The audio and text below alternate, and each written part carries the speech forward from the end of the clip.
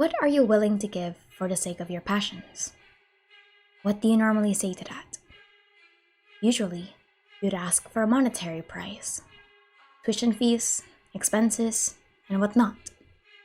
But what about something permanent? A year of your time?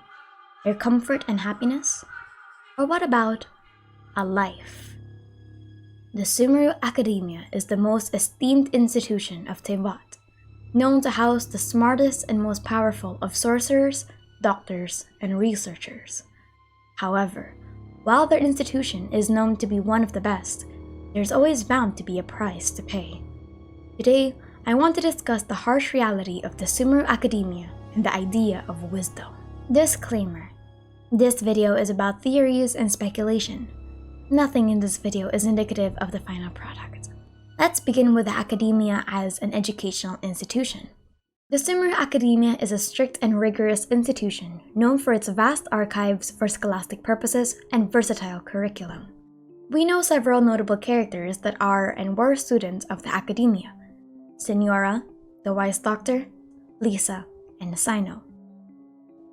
When tackling the Academia's records from a scholastic perspective, the main topics tend to revolve around magic, the divine, the elements, and the world around them. They tackle information from all across the world and advise their students to become both versatile and creative with their topics.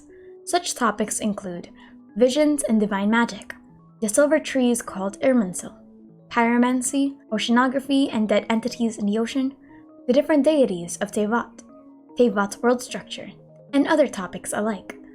There also seems to be a moral standing when it comes to the topics, as according to the Wise Doctor's opinion, the main establishment of the Academia doesn't bypass human capabilities. The Wise Doctor stated that human beings are just machines that can be modified and re-established as something much stronger than the gods. However, the Wise Doctor notes that he can't go through with the research because of how the Academia operates. Additionally, he was condemned for what he did, called a monster and a madman. Therefore, the formal higher-ups of the Sumeru Academia do seem to be upholding a form of moral ethics in regard to their research. But that doesn't mean they have their students' well-being as their priority. The Sumeru Academia is known to be taxing and laborious, as the scholars are relentless. According to the NPCs, thesis topics have the harshest criteria. It would take years, almost decades, to write an acceptable thesis by the basis of the Academia. As such, actually passing the Academia is a different story. If you lack originality and creativity, it's possible that you'll take decades.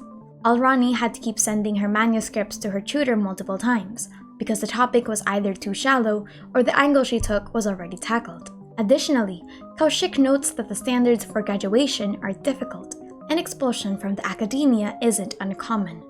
But that's neither here nor there, because in the end, that's all just by the standards of the best academy in all of Teyvat. What's more interesting is what the symbolism of their work truly is. The Sumeru Academia is a symbol of Sumeru's ideals for dedication, hard work, and uninhibited erudition. The Academia is the establishment of the greatest minds of Teyvat, being brought together to grow and learn from each other. And for a nation known as the Nation of Wisdom, the Sumeru Academia is the first representation of that ideal. But that doesn't mean the Academia is flawless.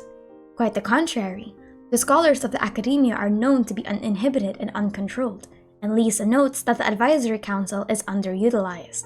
The Academia's guides for knowledge and its systems might be faulty, and not actually being properly governed by the higher-ups, leading to massive student burnout, abuse of academic status, or even worse, blind dedication to knowledge. The Sumeru Academia, therefore, isn't just the embodiment of intelligence, but rather also the harsh working conditions and ethic that those that want to pursue knowledge are willing to go for.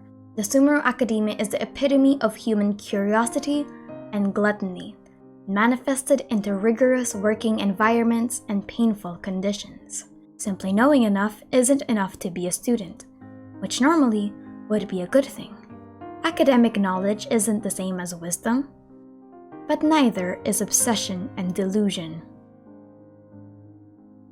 The god of wisdom's enemy is wisdom itself, and the oasis of knowledge is a mirage in the desert of ignorance. In the city of scholars, there is a push for folly, yet the god of wisdom makes no argument against it. There is an underlying danger with desperate gluttony for knowledge. We already know that Lisa despises how the scholars of the Academia would go mad in their pursuits. And even Goro asks about the Academia if graduating really does drive researchers from Sumeru so far up the wall. So it isn't unheard of that some scholars from the Academia would go through unsavory methods for knowledge. First is the sacrifice of one's own life. Lisa's past is a great example of this.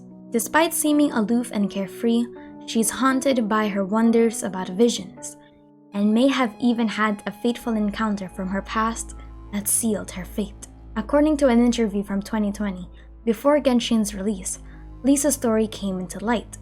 Lisa touched a magic book when she was young that gave her most of her powers, but it cut her life by half, so she only has a few years left to live. Now, this isn't meant to be guaranteed since it was said before the release of the actual game, but that doesn't mean Lisa's story is spared. In her character stories, her curiosity comes into light when studying the elements. Lisa notes that understanding the elements is essential to the study of magic, and practical experience is far more useful than dusty old books, and with that, she received her vision. However, she wonders what the cost of such a powerful item could be. Before demanding too many miracles from the gods, first consider if you are willing to pay the price they ask. Additionally, her constellation is known as the Tempus Fugit, and when asked, Mona has this to say regarding such. A Tempus Fugit. The constellation derives its name from the hourglass and stands for knowledge and time, or rather, the trade-off between them. As each grain of sand falls down, a moment of time, of life even, dies for good. To stop the unrelenting flow of sand, one would have to turn the hourglass on its side. But once the sand comes to rest, it remains motionless forever. But the opposite of the coin is no better either. The sacrifice of other lives. In the wise doctor's opinion, there seems to be a governing body that is heavily against active threats to human life. The Academia's work ethic refuses to abide by such heinous acts. On the surface, because while the Academia itself may not attest to the doctor's claims, it's not impossible that these scholars, who are both intelligent and passionate for the prospect of research, also become a little bit more resourceful with their work. Who said they needed the Academia? Maybe this mentality extends to Sumeru itself. Human experimentation across Teyvat is already an unfortunate crime, and in Sumeru, it was the enhancement of humans by direct injection of Archon residue. But that's what we know. How many more do you think there are?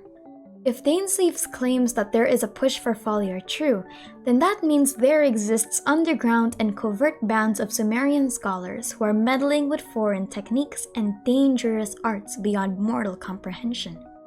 Abyssal energy, weaponizing other people's visions, abyssal teleportation in monsters, direct corruption of other forms of life, the creation of mass weaponry. There are so much fascinating topics to cover. And all of that under the God of Wisdom's ignorance. Because in the end, the God of Wisdom makes no argument against it. The true danger isn't just that the people are willing to throw everything away for the sake of knowledge, but because the people that are supposed to be controlling them don't care about what happens. Instead of creating a healthy environment for learning, research, and the advancement of human intellect, you're creating a factory of madmen driven with obsession. That's not wisdom. So, when asked what are you willing to give for the sake of your passions, what do you normally say? Because the answer is everything.